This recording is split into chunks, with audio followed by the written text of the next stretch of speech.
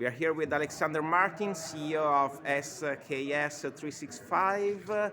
So we are at the ICE in London. Did you have the chance to visit the event? What do you think about it? Do you like it?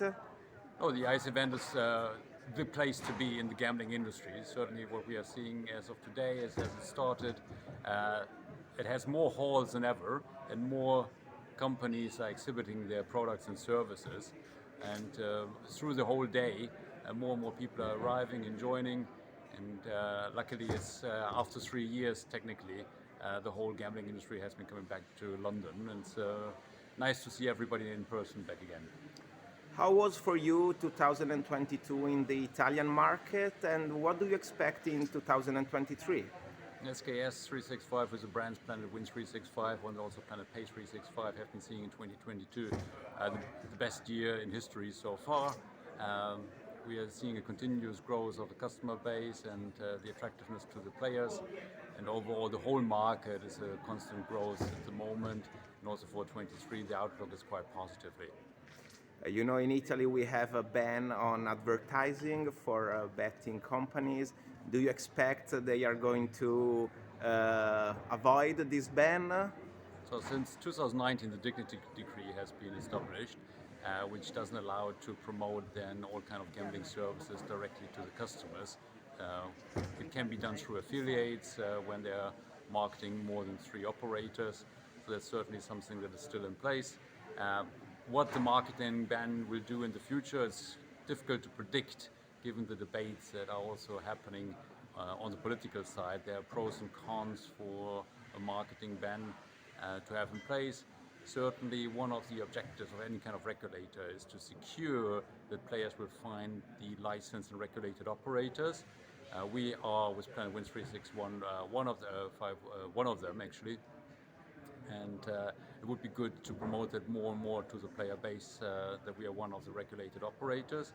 On the other hand, I think the marketing ban originally has been implemented to secure that the level of interaction with all the gambling operators is in a good way, let me say this way.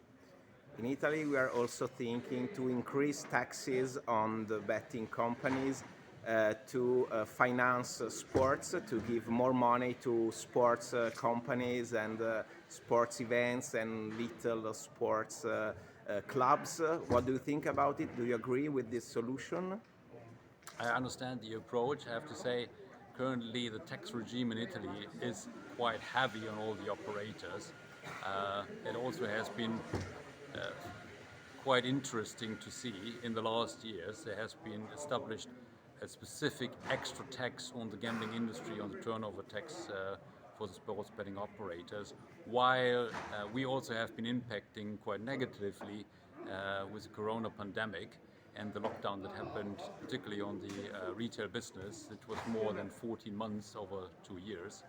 And but nevertheless we have been asked by the authorities to pay additional taxes while other kind of businesses got subsidized and got additional funding.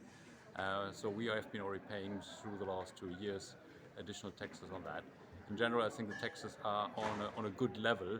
Implementing and realizing more taxes will be at the end always negatively to the player base and customer base, because all operators need to see to maintain any kind of profits. We need to be aware of the gambling industry in comparison to other industries. We are not an industry which is raising the prices.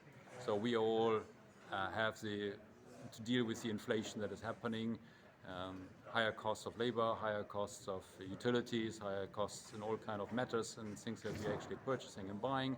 Also suppliers that are serving our services are asking for higher prices, but we are not uplifting any of our prices to our customers. So it needs to be leveled out what the regulator is asking now for.